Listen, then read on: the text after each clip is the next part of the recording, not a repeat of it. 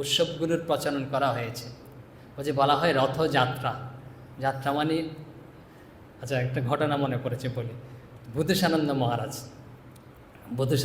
তখন সারগাছি না, কোথায় এটা নাম কি যেন এখন মনে আসছে না, আমাদের অনেক কিছু মনে থাকে না, সবার আপনাদের ভক্তদের খুব মনে থাকবে হয়তো। তো রয়েছে আশ্রমে রয়েছে কলকাতার পাশে, তিনি যেখানে থাকতেন তো ওখানে রয়েছে কাকুরগাছি জগদ্দান, কাকুরগাছিতে তিনি রয়েছেন। তো তিনি তো বিভিন্ন সময় দীক্ষা দিতে বাইরে যেতেন। আপনারা যাত্রাপালা দেখেছেন তো, আগে দেখেছেন তো হয়তো, যেমন কি সিরাজউদ্দৌলা যাত্রাপালা হয়, দক্ষযজ্ঞ যাত্রাপালা হয়, এরকম যাত্রাপালা। তো মহারাজ দীক্ষা দিতে বাইরে যান, তো এরকম যেরকম থাকে বিজ্ঞাপন নোটিশে লেখা থাকে, আমাদের ওখানে যেমন লেখা থাকে যে মহারাজ অমুক দিন যে তার সময় যাত্রা করবেন বুধুসানন্দ। তো মহারাজ তো হেঁটে যাচ্ছিলেন, ওটা সামনে পড়েছে আর কি।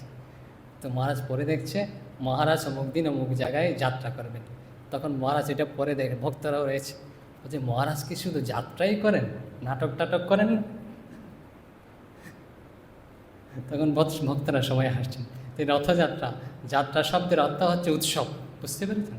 এটা হচ্ছে একটা উৎসব, আমাদের যাতে ভগবত বাকে উদ্দীপিত করে দিতে পারে, এই হচ্ছে রথযাত্রার উৎসব।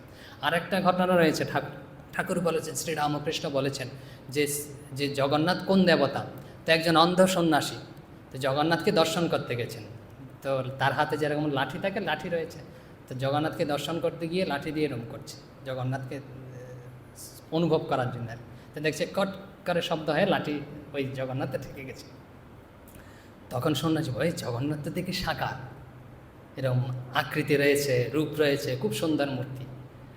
তারপর একটু পরে লাঠিটা আবার উঠিয়ে এরকম করছে, লাঠি আর ঠেকছে না। তখন বলছে আরে জগন্নাথ তো নেই, নিরাকার। তখন বলছে জগন্নাথ নিরাকারও সাকার, বলছে লাঠি ঠেকে যাচ্ছে মানে হচ্ছে সাকার, আর লাঠি ঠেকছে না মানে হচ্ছে নিকার, তার কোনো রূপ নেই, আকার নেই।